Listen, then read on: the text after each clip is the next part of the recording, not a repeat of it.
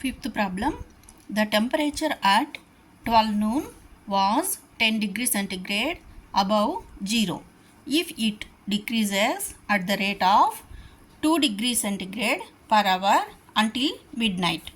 At what time would the temperature be 8 degrees centigrade below zero? What would be the temperature at midnight? అంటే ఈ క్వశ్చన్కి అర్థం ఏంటంటే temperature 12 గంటలప్పుడు 0 కంటే 10 degree centigrade ఎక్కువ ఉంది. If it decreases at the rate of 2 degree centigrade, ఒక గంటకి 2 డిగ్రీ సెంటిగ్రేడ్ టెంపరేచరు డిక్రీజ్ అవుతూ ఉంటుంది అనుకోండి, అంటే తగ్గుతూ ఉన్నప్పుడు ఎప్పటి వరకు? మిడ్ నైట్ వరకు. At what time would the temperature be 8 degree centigrade below zero? 0 కన్నా 8 డిగ్రీ సెంటిగ్రేడ్ టెంపరేచరు ఏ టైంలో ఉంటుంది అని అడుగుతున్నారు. నెక్స్ట్ ఇంకో క్వశ్చన్ ఇచ్చారు ఇక్కడ, what would be the temperature at midnight? Midnight అంటే అర్ధరాత్రి 12 గంటలకి టెంపరేచర్ ఎంత ఉంటుంది అని కూడా అడిగారు. ఇప్పుడు చూడండి, మనం ఫస్ట్ ఈ క్వశ్చన్కి ఆన్సర్ ఎలా రాయాలంటే, ఫస్ట్ వాళ్ళు ఇచ్చినది మనము రాయాలి. ద టెంపరేచర్ అట్ 12 noon, 12 గంటలప్పుడు ఎంత ఉంటుందని చెప్పారు? 10 డిగ్రీ సెంటిగ్రేడ్ ఉంటుంది అని చెప్పారు. Decreasing temperature 2 degree centigrade per hour, ఎంత తగ్గుతోందంట? ఒక గంటకి 2 డిగ్రీ సెంటిగ్రేడ్ తగ్గుతూ వస్తుందంట. అప్పుడు టెంపరేచర్ అట్ 1 PM ఎంత ఉంటుంది? 12 noonకి అయితే 10 డిగ్రీ సెంటిగ్రేడ్ ఉంది. ప్రతి గంటకి 2 డిగ్రీ సెంటిగ్రేడ్ తగ్గుతూ వస్తుంది కదా, అంటే తగ్గుతుందంటే మనం మైనస్ చేయాలి. ఎంత చేయాలి? 2 డిగ్రీ సెంటిగ్రేడ్. 10 - 2 కాబట్టి 8 డిగ్రీ సెంటిగ్రేడ్ ఉంటుంది టెంపరేచర్. అదేవిధంగా నెక్స్ట్ 1 అవర్ కంటే టెంపరేచర్ అట్ 2 PM, అప్పుడు 8లోంచి 2 డిగ్రీ సెంటిగ్రేడ్ లెస్ చేయాలి. అప్పుడు 8 - 2 అంటే 6 డిగ్రీ సెంటిగ్రేడ్ అవుతుంది. నెక్స్ట్ టెంపరేచర్ అట్ 3 PM, 3 గంటలప్పుడు ముందు 6 ఉండింది కదా 2 PMకి, నెక్స్ట్ 3 PM కంటే 6లోంచి 2 డిగ్రీ సెంటిగ్రేడ్ తీసేయాలి. అప్పుడు 6 - 2 అంటే 4 డిగ్రీ సెంటిగ్రేడ్ అవుతుంది. అదేవిధంగా టెంపరేచర్ అట్ 4 PM, అంటే ముందు 3 PM అప్పుడు 4 డిగ్రీ సెంటిగ్రేడ్ ఉంది కదా, నెక్స్ట్ 1 అవర్కి 2 డిగ్రీ సెంటిగ్రేడ్ తగ్గుతుంది కాబట్టి 4 - 2 is equal to 2 degree centigrade. Next temperature at 5 PM, 4 PM అప్పుడు 2 డిగ్రీ సెంటిగ్రేడ్ ఉంది, నెక్స్ట్ 2 డిగ్రీ సెంటిగ్రేడ్ డిక్రీజ్ అవుతుంది కదా, కాబట్టి 2 - 2 is equal to 0 degree centigrade. Next temperature at 6 PM, 5 PM అప్పుడు 0 ఉంది, నెక్స్ట్ 1 అవర్ కంటే 6 PMకి -2 అంటే 0 - 2 అంటే -2 degree centigrade. Next temperature at 7 PM, 6 PM అప్పుడు -2 డిగ్రీ సెంటిగ్రేడ్ ఉంది, నెక్స్ట్ 1 అవర్ కంటే 7 PMకి ఏమవుతుంది? -2 - 2 ఎంత అవుతుంది? -4 డిగ్రీ సెంటిగ్రేడ్ అవుతుంది. టెంపరేచర్ అట్ 8 PM, 7 PMకి -4 డిగ్రీ ఉంది కాబట్టి 8 PM కంటే -2 డిగ్రీస్ 2 డిగ్రీస్ డిక్రీజ్ అవుతుంది, అంటే -4 - 2. ఇప్పుడు 4కి 2 యాడ్ చేస్తే 6 అవుతుంది. ఇక్కడ మైనస్ ఉంది కాబట్టి మనం యాడ్ చేసి మైనస్ సింబల్ పెట్టాలి. -6 డిగ్రీస్ సెంటిగ్రేడ్ అవుతుంది. ఇప్పుడు టెంపరేచర్ అట్ 9 PM, 8 PM అప్పుడు -6 ఉంది కదా, 9 PM అప్పుడు -6 - 2, ఎందుకు? 2 డిగ్రీ సెంటిగ్రేడ్ డిక్రీజ్ అవుతుంది కాబట్టి. -6 - 2 అంటే రెండు సేమ్ సింబల్ ఉంది కాబట్టి యాడిషన్ చేయాలి, రెండు మైనస్ ఉంది కాబట్టి మైనస్ సింబల్ వేయాలి, అంటే 6కి 2 యాడ్ చేస్తే 8 అవుతుంది, మైనస్ మైనస్ వేసుకోవాలి మనం. -8 degree centigrade. At 9 PM the temperature will be below 8 degree centigrade. ఇక్కడ చూడండి క్వశ్చన్లో ఏమడిగారు? First at what time would be the temperature be 8 degrees centigrade below zero అన్నారు. ఏ టైంకి 0 కంటే 8 డిగ్రీ సెంటిగ్రేడ్ తక్కువగా ఉంటుంది, అంటే -8 డిగ్రీ సెంటిగ్రేడ్. అంటే -8 డిగ్రీ సెంటిగ్రేడ్ ఎప్పుడు ఉంటుంది? ఏ టైంకి టెంపరేచర్ ఉంటుంది అంటే ఎప్పుడు? 9 PM అప్పుడు temperature at 9 PM the temperature will be below 8 degree centigrade వచ్చింది కదా. నెక్స్ట్ ఇంకో క్వశ్చన్ అడిగారు కదా మనకు, మిడ్ నైట్ అప్పుడు టెంపరేచరు ఎంత ఉంటుంది అని అడిగారు. టెంపరేచర్ అట్ మిడ్ నైట్, మళ్ళీ మిడ్ నైట్ అంటే 12 గంటలు గడవాలి కదా, అందుకే 10 + 12 ఇంటూ -2 ఎందుకు వేసామంటే ప్రతి 1 అవర్కి 2 డిగ్రీ సెంటిగ్రేడ్ డిక్రీజ్ అవుతా ఉంది కదా, కాబట్టి 10 + 12 ఇంటూ -2. ఇక్కడ దీన్ని సింప్లిఫై చేసినప్పుడు మనము 10, ఇక్కడ 12 2s are 24, plus into minus, కాబట్టి -24 అవుతుంది. 12 ఇంటూ -2 ఎంత అవుతుంది? -24 అవుతుంది. ఇప్పుడు చూడండి 10 - 24 అంటే 10కేమో ప్లస్ సింబల్ ఉంది, 24కేమో మైనస్ సింబల్ ఉంది, కాబట్టి మనం ఇక్కడ సబ్ట్రాక్షన్ చేయాలి. 24లోంచి 10 మైనస్ చేస్తే 14 వస్తుంది. బిగ్ నెంబర్కి ఏ సింబల్ ఉంది? మైనస్ సింబల్ ఉంది, కాబట్టి వచ్చే ఆన్సర్కి మైనస్ సింబల్ వస్తుంది. కాబట్టి 10 - 24 is -14 degrees centigrade. Therefore, temperature at midnight ఎంత? -14 degrees centigrade అవుతుంది. నెక్స్ట్ క్వశ్చన్ చూద్దాం పిల్లలు. In a class test +3 are given for every correct answer and -2 marks are given for every incorrect answer and no marks for not attempting any question. ఇక్కడ చూడండి, question బాగా అర్థం చేసుకోండి. ఒక క్లాస్లో ఒక పరీక్ష పెట్టినప్పుడు అందులో ప్రతి కరెక్ట్ ఆన్సర్కి 3 మార్క్స్ వస్తాయి, కానీ ఆన్సరు కరెక్ట్గా లేదనుకోండి, అంటే రాంగ్ ఆన్సర్కి 2 మార్క్స్ తీసేస్తారు, అంటే -2. ఒకవేళ ఏం అటెంప్ట్ చేయకుండా వదిలేస్తారనుకోండి, దానికి మార్క్స్ ఏం ఇవ్వరు. ఇక్కడ చూడండి, ఫస్ట్ క్వశ్చన్ ఏమడిగారు? Radhika scored 20 marks. If she has got 12 correct answers, how many questions has she attempted incorrectly. ఇక్కడ చూడండి, రాధికకి 20 మార్క్స్ వచ్చాయంట ఒక ఎగ్జామ్లో.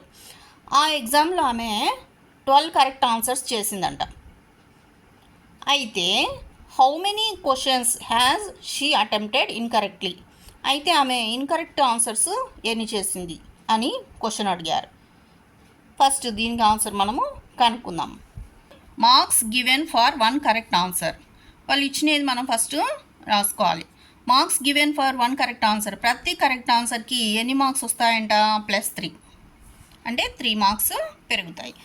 Next marks given for 1 incorrect answer, అంటే ఒక రాంగ్ ఆన్సర్కి 2 మార్క్స్ తీసేస్తారు, అంటే -2 అని రాసుకోవాలి, తీసేస్తారు కాబట్టి. నెక్స్ట్ రాధిక స్కోర్డ్, రాధికకి ఎన్ని మార్క్స్ వచ్చాయి? 20 మార్క్స్ వచ్చాయి. ఇప్పుడు total marks for 12 correct answers, అమ్మాయి ఎన్ని క్వశ్చన్స్కు కరెక్ట్ ఆన్సర్స్ చేసింది?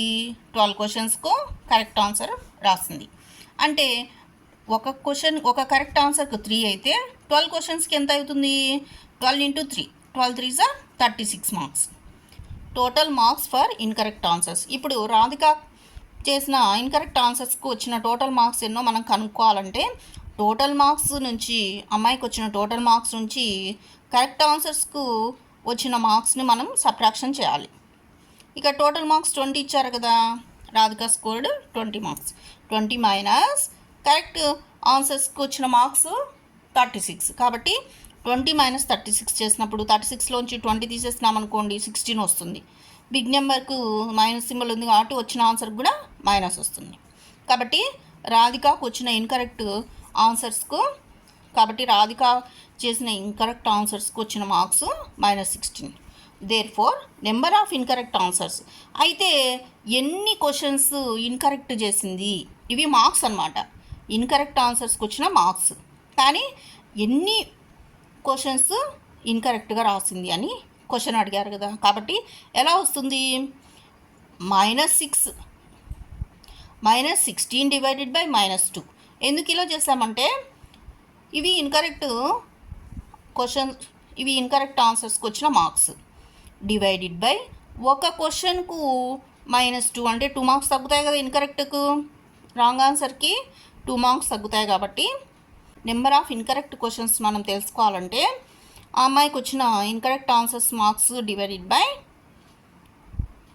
ఒక ఇన్కరెక్ట్ ఆన్సర్కి ఎన్ని మార్క్స్ లెస్ చేస్తారు? 2 మార్క్స్ లెస్ చేస్తారు. కాబట్టి మనం ఇక్కడ డివిజన్ చేయాలి. -16 డివైడెడ్ బై -2 చేసినప్పుడు ఈ రెండు న్యూమరేటర్ డినామినేటరు 2తో డివిజిబుల్ అవుతాయి కాబట్టి 2 1s are 2 8s are. ఇక్కడ మైనస్ మైనస్ క్యాన్సిల్ అవుతుంది. కాబట్టి 8 క్వశ్చన్స్కు ఆ అమ్మాయి రాంగ్గా రాసింది. నెక్స్ట్ ఇక్కడ చూడండి, ఇంకో క్వశ్చన్ అడిగారు. Mohini scores -5 marks in this test though she has got 7 correct answers.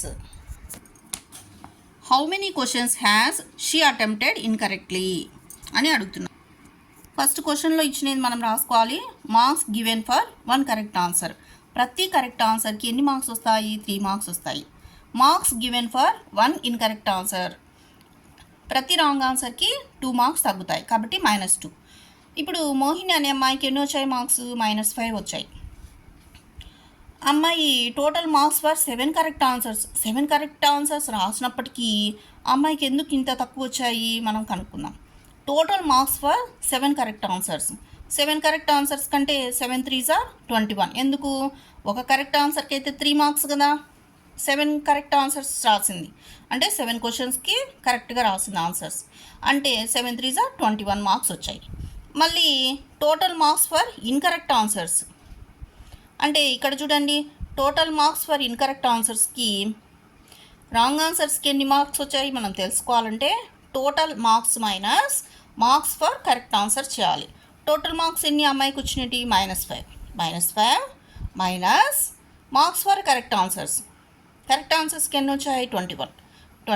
-5 -21. 2 నెంబర్స్కి సేమ్ సింబల్ ఉన్నప్పుడు మనం యాడిషన్ చేయాలి. 2 నెంబర్స్కి సేమ్ సింబల్ ఉన్నప్పుడు మనము యాడిషన్ చేయాలి.